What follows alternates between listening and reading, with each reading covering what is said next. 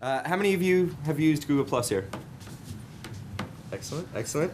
How many of you have used it or using it regularly or playing with it? Okay, that's fine. That's fine. So, just as a kind of recap of what it is, it's more than just a destination, right? And I think that's where the mistake happens in terms of people thinking about it. It's a people-centric version of the whole Google ecosystem. So on the actual platform, there are some real differentiators, right? Circles, which allow you to segment your friends, your family, your audience, so that it more represents the real world. It's not just about everybody goes in one bucket and then I'm just broadcasting, or the guy that I met, 15 years ago or I went to high school with is somehow still getting the same things. It's trying to bring the real world interactions into a digital environment. So that's really key. The Hangouts, it's tremendously powerful technology. We use it all the time at work now. We've even started using it in a way like running office hours, essentially. So saying that we're going to be hanging out from 4 to 5 every day, and clients can come and chat to us about any questions about the YouTube platform, any questions about campaigns that we've worked on, things like that. But it's also just a great way to get together with friends. You can actually do YouTube via Hangouts, so you can be watching videos collaboratively, and the functionality that's coming in terms of doing mobile Hangouts, things like that, it's really just a really cool way to actually communicate with people. And then mobile, obviously, like I said, Hangouts are coming to it, but we also have things like instant upload, which just make basically keeping all your devices in sync and really sharing in a frictionless way, something that's very easy. But really, what Google Plus I think represents, and it's growing very fast. So you can see the big numbers. I won't really get into those. We've hit you with enough big numbers today. It's a social layer on top of everything that we do, right? So whereas Facebook is a destination, I think Google Plus really represents the ability to have these sort of this social aspect across all Google ecosystem and platforms and products. So it's not just about going one place. It's about bringing a social aspect to what you already know from things like search, from what you already know from YouTube, from what you're already doing on your mobile, and not just having it in a sort of closed, walled-off ecosystem. So these things will actually come and have some power regardless of what you're doing across the web. In terms of what this means for businesses, I think there's a few, at this point, kind of key things that you can do. And the other thing I'd remind you guys is that these are still very early days, right? It only launched about 90 days ago. We've already added, I think, 100 new features since we've launched. And it's something where we're going to keep growing it, we're going to keep adding to it, and keep making the experience richer and richer, both for users and for businesses as well. But what we see as sort of the key differentiators for businesses and for what you can do with Google Plus is, start real conversations with your users, right? Not just like our page or, clicking on a search ad, but actually using things like Hangouts to have real interactions. Also, when you see that you can segment users, it means that you can actually put them into relevant buckets and have conversations based off of who they are, what they represent, who's the most loyal, things like that. And then obviously inspiring your customers to recommend new ones, right? So either by having interactions with them directly, or by making it so much easier to plus one and share your content. And then also it actually boosts the performance of your ads across the web. So what we've seen is that social plus search actually has a huge differentiation in terms of success. This is click-through rate for social media users versus non-users. They're basically more active in terms of search for ads. I won't get into too much of that because anyway, we don't have time. So in terms of what this means for business, I just really want to focus on a couple of these. Mainly, I'm going to ignore the analytics aspect and talk a little bit about some of the promotion side and some of the create and share side. So, plus ones. Is everybody using this? Anybody? Yeah? Okay. So these are really important because they're across all these different platforms, right? It's display, it's video, it's on your page, it's in search, it's all over the place. So it's something where people can actually then see the power of these things regardless of where they're looking, right? If I +1 something and I'm friends with you, I'm going to see that show up in my search results. I'm going to see that you +1'd an ad, a video, things like that, or a particular site. And that actually makes a huge difference, right? When people see that their friends have recommended something, they're much more likely to click on it. It's much more relevant to them. And this actually then has a tie-in in terms of what you do with Google Plus pages. So a quick overview. This is basically the centerpiece of your presence on Google Plus. You guys all know this. Everybody's familiar with Facebook fan pages. Very similar. Like I said, new features are rolling out constantly. Right now, it's fairly straightforward. You have your +1 count button. So this includes any +1s on your website as well as your circled page. You have your circles where people can subscribe to your updates. And then you can segment these and use them to target smaller groups. And again, I think that's really powerful.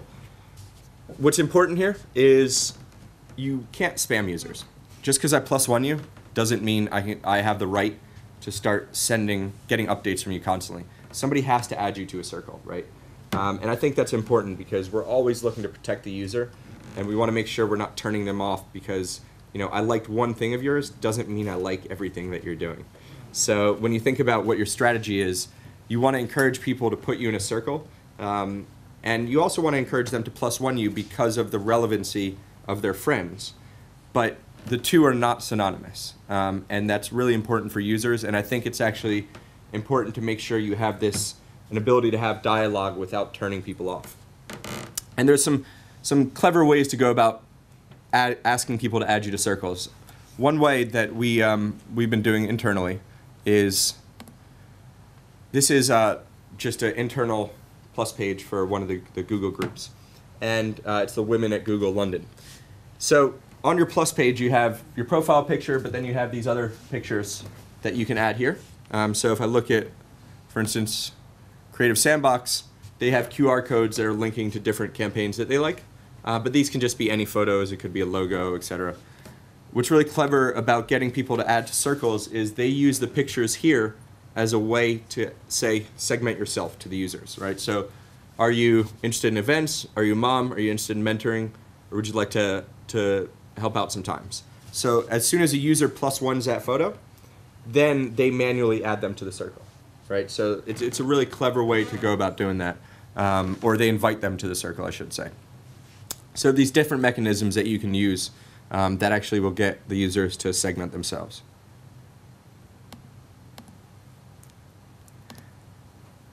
And then we're seeing really cool usages of Hangouts. So you guys know will.i.am, Black Eyed Peas? Yeah? Okay. He's been using this heavily. I won't tell you whether I'm a fan or not.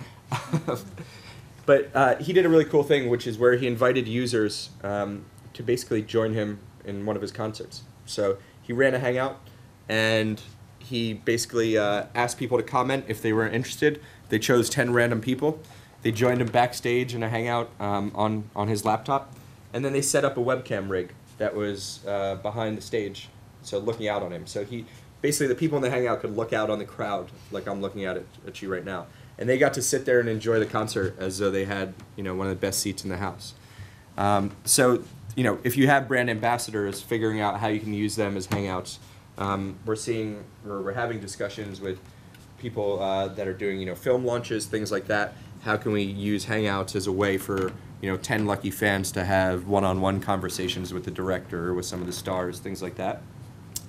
And I think we're going to see a lot more of that, right? So even using it as a customer service tool, right? If you say that this brand, we're going to be answering your questions, again, like in an office hour way, it can be tremendous and really cut down on phone calls or footfall traffic if it's, if you're somebody who actually has retail outlets, things like that. So we're still early days in terms of how people are using these things. One of the next things on the roadmap, and again, this is, that and the channel stuff is relatively confidential right now until it launches. I know there's a couple of press in the room, so if you maybe just keep it relatively quiet until it launches. We're also going to start what we call Hangouts on Air, and this will not just be restricted to 10 users. It'll basically be your ability to broadcast out. So rather than having to deal with the cost of live streaming, things like that, you'll be able to use these Hangouts as a way to broadcast to anyone in your circles. So you can use this for events, for things like that. And it's all just free and going off the back end of Google's infrastructure. So like I said, it's very early days, but there's a lot of cool things coming. A few simple steps. Start posting, connect it to your website, and I'll explain why this is really important. Obviously, spread the word, try to get people to circle you, try to get people to +1, and then start building your circles, right? Don't just spam people, but try to actually have some sort of dialogue with them so they express what they want to get from you. The fact that they've already circled you means that they're showing interest and that they're probably likely to say, okay, send me everything, or this is exactly what I want to get from you. Going back to the verification, or basically what this is allows us to verify you on Google+. There's no vanity URLs right now, so there's no land grab. It's not like either YouTube brand channels or domain names or Facebook pages where people are rushing out to get youtube.com/Coca-Cola, and then we have to go through a legal thing to get it back, blah, blah, blah. In this, what we do is you install some code on your website, or your friendly Google account manager team will help you out, and we can verify it. So your Plus page will show up as being tied together, and you are the actual website owner. You are the brand. So, actually, I'm sorry, skip that. This has I'm running a little short on time here. Let me just skip ahead real quick, and then we'll go back. So why is that important, that you verify? There's something called Google Plus Direct Connect. And this makes it easier for them to find your Plus page via searching Google. So if I go and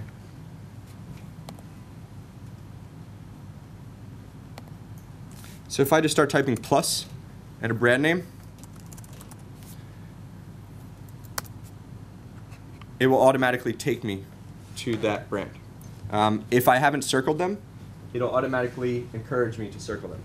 So once you're verified, once you're connected, and you've built a Plus page, then as soon as somebody just starts typing Plus in their name, they're automatically going to be directed here and then automatically encouraged to follow you, so to add you to circles. So that makes it, we all know that discovery on a lot of these, either, even brand channels to an extent, and particularly Facebook fan pages, is somewhat of a nightmare, right? You have to invest a lot in terms of driving traffic to, whatever site and whatever fan page you've built. Now imagine just a call to action plus and your brand at the end of, at the end of your TVCs, on any sort of print campaign. That provides, once it's verified, once those sites are connected, a really simple, easy mechanism for people to find you and for people to search for you. And so that's just directly on the actual Google search results. Mm-hmm. So if I create this Plus page for my brand, will it improve my search results? No. No. So right now, again, it's the beginning days of social search, right? What will show up is things like if somebody's +1 to your site, and I'm friends with you, that will show up in there, right? So if I search for, I'm trying to think,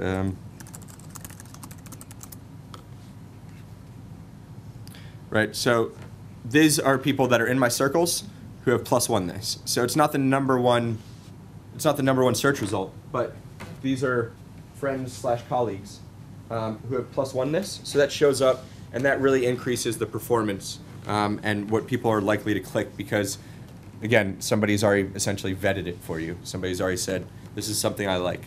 But in terms of that impacting search results, that's not happening. Maybe down the line, but I mean, that's just a can of worms, isn't it? So yeah, that's not on the agenda at the moment. It's more about integrating this social layer across all these different things.